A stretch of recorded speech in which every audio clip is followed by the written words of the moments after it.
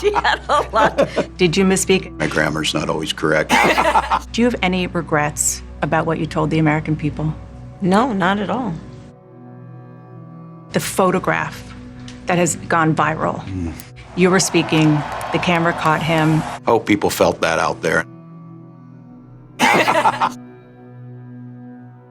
Governor Walz, the country is just starting to get to know you.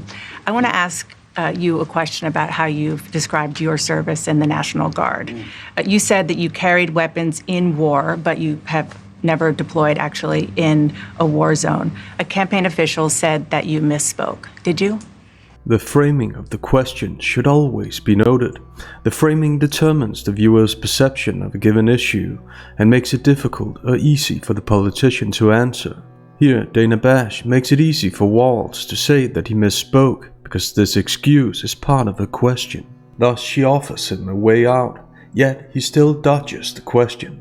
Well, first of all, I'm incredibly proud. I've done 24 years of wearing the uniform of this country. Equally proud of my service in a public school classroom, whether it's Congress or the governor. My record speaks for itself, but I think people are coming to get to know me. I speak like they do. I speak candidly. I wear my emotions on my sleeves, and so I think people know me. They know who I am. They know where my heart is, and again, my record has been out there for over 40 years to speak for itself. This passage reveals two of Walz's diversion tactics. One, he appeals to people's emotion. I wear my emotions on my sleeves. They know where my heart is. And associates with them, deceptively relying on alleged shared knowledge about his character, even though, as Bash said, the country is just starting to get to know you. And two, he immediately turns to self-praise and self-aggrandizement. As Bash very well knows, these tactics are part of Walz's media training, so he should have been interrupted. However, Bash looks and sounds apologetic that she has to ask again. And the idea that you said that you were in war. Yeah. Did you misspeak, as the campaign has said? Political interviews should be about getting to the bottom of things and asking the tough questions. So when journalists, so-called, are this uncomfortable asking questions, it's not exactly a sign that enlightenment is the news station's top priority, to put it mildly. And the idea. Bash now calls it an idea, as if it's a possibility that Walz didn't actually say it. With this, she offers him yet another way out and makes it easy for him to downplay this idea. Did you misspeak, as the campaign has said? Yeah, I said, and my wife, the English teacher, told me my grammar's not always correct. But again, Bash really wants him to say that he misspoke. She keeps giving him that excuse before he even has a chance to use it. With the conjunction but, Walz minimizes the issue, and his initial yes is noticeably quick, which makes it sound like he's not fully acknowledging this. But again, so I guess as long as you blame grammar, everything's okay with CNN. Walz's minimization foreshadows his diversion tactic of sounding morally superior to his political opponent, which once again is self-aggrandizement. Let's watch. But again, if it's not this, it's an attack on my children for showing love for me, or it's an attack on my dog. Yes, because these are things his political opponents would totally criticize him for. I'm not going to do that, and the one thing I'll never do is I'll never demean another member's service in any way. I never have, and I never will. This isn't a valid argument, and for this reason, it isn't a valid defense, because no matter what else his political opponents would criticize, it doesn't take away from what he said about this particular issue. But at least now we know what he considers to be beneath him, even though, and precisely because, this has nothing to do with the issue. That's how diversion works. He's been criticized for a specific thing he said. That doesn't translate to demeaning another member's service, as he says to avoid accountability for what he said specifically, and sound morally superior in the process. Instead of pressing Walz on this and doing what should be her job, Bash moves on to the next question. In the following, notice her self-repairs and pauses, indicating just how nervous and reluctant she is. One other question, because again, this is all new. Yeah. This was not, however many days ago, this was not on either of your bingo cards, especially yours. You had to clarify that you had said that you and your wife used IVF, but it turned out you used a different kind of fertility in order to have children. Well, at least she managed to complete her point. I call that progress. It only took her 22 seconds. One other question, because again, this is all new. Yeah. With the adverb just, the vowel stress on one, and the need she apparently feels to defend why she's even asking, Bash is as apologetic as ever. Oh, this was not on either of your bingo cards, especially yours. Way to discard the criticism before Walz even has a chance to. Leave it to CNN to do all the work. And then when you ran for Congress in 2006, your campaign repeatedly made false statements about a 1995 arrest for drunk and reckless driving. What do you say to voters who aren't sure whether they can take you at your word? This, especially, is a serious issue, which, unfortunately, is how we can be sure that Bash will do whatever she can to make it as comfortable for Walz as possible. Bash visibly takes her time to phrase this in the most harmless way possible, and instead of a proper adversarial question like, "Why did you make false statements?" she introduces the word voters and gives them the opportunity to make a speech to them. "What do you say?" she asks, encouraging a longer speech format where Walz can use all the rhetorical tactics he wants.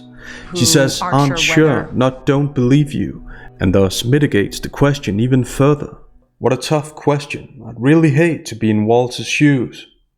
Well, I've been very public. I think they can see my students come out, former folks I've served with, and they vouch for me. I certainly own my mistakes when I make them. Mistakes. Try false statements. Again, the diversion tactic is clear. The minute Walz faces criticism, he starts associating with other people, hiding behind their alleged validation, even though that has nothing to do with the specific issue. The one thing I'll tell you is This is restrictive language, indicating that he's extremely self-aware of what he lets on, and more importantly, what he doesn't let on.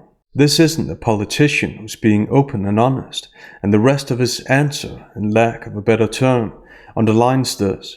The one thing I'll tell you is I wished in this country wouldn't have to do this. I spoke about our infertility issues because it's hell, and families know this. And I spoke about the treatments that were available to us that had those beautiful children there. That's quite a contrast in folks that are trying to take those rights away from us. And so I think people know who I am. They know that record. They've seen that. I've taught thousands of students. I've been out there. And all this shows is that he's a student of diversion tactics. What he says isn't specific to the false statement he made, and that he deceptively euphemizes as a mistake, playing on people's emotion and pity and making it look like he's at eye level with them, are what he consistently turns to in order to obfuscate. In that regard, the adjective beautiful is worth noting, because it's completely unnecessary in the context, but it's there to portray Walz as thoughtful and caring. With such broad definitions of what a mistake is, how can Walz ever criticize his political opponents? They're probably also just passionate and emotional and use incorrect grammar, right? I think people know who I am. Not according to Bash. The country is just starting to get to know you. Walz uses an appeal to alleged shared knowledge in order to get out of the situation, and Bash doesn't even cut in. If this is journalism, Rachel Zegler deserves an Oscar for Snow White. You know, the original cartoon came out in 1937, and very evidently so. There's a big focus on her love story with a guy who literally stalks her. Yeah. Weird. The association and appeal to alleged shared knowledge continue in the following. I won't apologize for speaking passionately. The contrast could not be clearer between what we're running against. The vice president's position on this has been clear. And I think most Americans get it if you've been through that. I don't think they're cutting hairs on IVF or IUI. I think what they're cutting hairs on is an abortion ban and the ability to be able to deny families the chance to have a beautiful child. As Walz very well knows, the issue isn't about speaking passionately. It's about false statements. All this shows is that he's taught to spin every negative issue to his advantage, and apparently he has no scruples in doing so, as he keeps using the unnecessary word beautiful to play on people's emotion. This is exactly why people should always be skeptical of pathos in political speeches and interviews.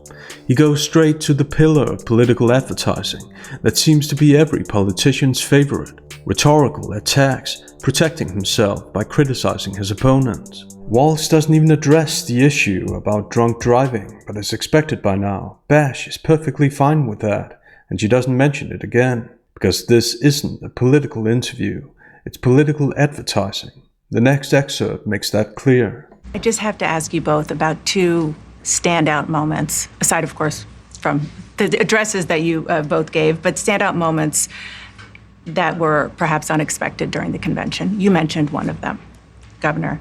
A moment that you shared, that the world shared with your son, Gus. You were speaking, the camera caught him, so incredibly proud of you, so emotional, saying, "That's my dad." I just have to ask you both. Of course, she just has to ask about these standout moments. Walz and Harris couldn't have asked for a better branding opportunity. Aside, of course, from the addresses that you both gave. Here, Bash directs the viewers to think that their addresses were standout moments, and she says, of course, which is an appeal to alleged shared knowledge, so disagreement isn't an option. Bash says, a moment that you shared, which she upgrades to a moment that the world shared, even though it was the cameras who shared this moment. The word moment makes it sound special and like a personal confession, when the truth is the world didn't have a chance to avoid it. Walz notices Bash's appeal to viewers' emotions, as he's quick to find the right facial expression to go with it. Governor, a moment that you shared, that the world shared. It's strange how politicians are always quick to admit to things that portray them in a positive light, but slow to admit to things that portray them in a negative light. I wonder why that is. I mean, considering they're all so open and honest, as they say. I'll let you know when I find out. Walz shared this moment because it adds to the grandfatherly image that his campaign managers want people to have of him, with his reassuring and almost overdone voice and rehearsed smiles. The camera caught him. He wasn't caught by the cameras. The cameras were literally on him in this totally unexpected moment. That were perhaps unexpected during the convention. The last question CNN wants people to ask themselves is, what does this have to do with politics? Because the answer to that is a resounding nothing, which unfortunately is the point. And because of their media training, politicians are experts at exploiting emotions to act relatable and down to earth, and similar cliches that some people actually still believe. Yeah, I don't know as a father I could have ever imagined that. I'm grateful for so many reasons to be on this ticket, but that moment, to understand what was really important, to have my son feel a sense of pride in me, that I was trying to do the right thing. And the dialogue in a random episode of Days of Our Lives is more authentic than this. The right thing. In the context of his false statements, what is the right thing? Never mind, let's not let things like truth and specificity ruin an organic and beautiful moment. It was, you try and protect your kids, it brings notoriety and things, but it was just such a visceral, emotional moment that I'm grateful I got to experience it, and I'm so proud of him. Yes, because actual and spontaneous emotional moments are always prefaced with the word visceral, just to make sure viewers get the right impression and know just how unexpected and authentic this moment was. I think the one thing is, talking about the era we're in, is our politics can be better. It can be different. We can show some of these things, and we can have families involved in this. And I hope that there was a... Yes, because it's not like people are used to seeing politicians' families. Walz is truly setting new standards here. Walz says they can show some of these things and have families involved in this, making what is a deliberate, calculating pathos appear heartfelt and spontaneous. He's actually revealing the tactic he's using. I hope people felt that out there, and I hope they hug their kids a little tighter, because you just never know. And that's exactly what he's hoping for, and who knows, maybe that's exactly why his son reacted the way he did. Walz has self-serving motives for hoping this, to be seen as a nice, harmless, and relatable guy. However, there's a world of difference between his grandfatherly demeanor in this interview and his performance at Human Rights Campaign. The hateful transgender panic defense. This is the most pro-LGBTQ+ administration in American history. And that means, not very complicated, equal justice under law. It is not to be debated. Leave our kids the hell alone. Leave our kids alone. We can have families involved in this. We're lucky because Bash also has a heartwarming question for Harris. And last question, Madam Vice President, the photograph that has gone viral. You were speaking, one of your grandnieces that you were just talking about was watching you accept the nomination. You didn't explicitly talk about gender or race in your speech, but it obviously means a lot to a lot of people, and that viral picture really says it. Yes, because we can't have viewers miss that the photo went viral. Viral. And we can't have viewers miss that this particular issue means a lot to a lot of people. But it obviously means a lot. She says it's obvious, presupposing shared knowledge. As always, she's drawing the conclusions for the viewers, not only with her words, but also with her facial expressions and intonation. The photograph that has gone viral. Making things sound more special than they are, and thus instructing viewers to think the same. What does it mean to you? Such a tough question. I'm excited to see how Harris will answer. I'm totally convinced this will be enlightening for viewers. You know, I am running because I believe that I am the best person to do this job at this moment, for all Americans, regardless of race and gender. Yes, I'm sure the equality of outcome she advocates for is best for all people and not just certain demographics. In the following, Harris minimizes this claim with conjunction but, making this claim sound like one she had to make in order to sound inclusive. But I did see that photograph, and I was deeply touched by it. And you're right, it's the back of her head, her two little braids, and then I'm in the front of the photograph, obviously speaking. And I'm convinced that it was just as unexpected as Walz's son's reaction. Neither the photo nor its message seemed planned at all. it's very humbling. It's very humbling in many ways. What matters to politicians is to be perceived as humble and to use that word when they get the chance. Did she talk to you about it afterwards? Oh, she had a lot to talk about. She had a lot. She listened to everything, and she listens to everything. She gave you your hot takes? Oh, yeah, definitely. Madam Vice President, Governor Walz, thank you so much for your time. An unworthy last question in an unworthy interview that's so heavily biased that it not only allows emotional tactics and deceptive statements ad nauseum, but also encourages them. This poses democratic problems. Journalists are supposed to be substitutes for the skeptical viewers and ask politicians tough questions about policies that affect viewers' lives. When that doesn't happen, politicians will obfuscate and talk about irrelevant things instead, such as their families, which ends up in an unenlightening conversation among friends, unenlightening for the viewers. It's easy for politicians to play on emotions. It's not so easy for them to argue in a logically consistent fashion, where they focus on truth and not what makes people feel good. Politicians know that, which is why they hope for so-called journalists like Bash. For more of Bash's intentionally unqualified questions, see this video. Link is in the description box below. However, is it all just terrible? The short answer is yes, which is also the long answer. Even when Bash gives the appearance of asking a tough question, she's not. In the final minutes of this video, let's watch a few of such moments. Vice President Harris, you were a very staunch defender of President Biden's capacity to serve another 4 years. Right after the debate, you insisted that President Biden is extraordinarily strong. Given where we are now, do you have any regrets about what you told the American people? Finally, we get a complex preface. The purpose of complex prefaces is to problematize a politician's stated positions and make it difficult for her to answer. This is good because Harris vouched for someone who in the end didn't vouch for himself, but the way Bash phrases it, making it about regrets and not a false statement, for example, she makes it easy for Harris to go into speech mode about why she doesn't have regrets. This way, it's easy for Harris to use her media training. Alternatively, Bash could have asked, "Why'd you give the American people a false impression of Biden's condition?" or something similar. However, the formulation isn't the biggest problem.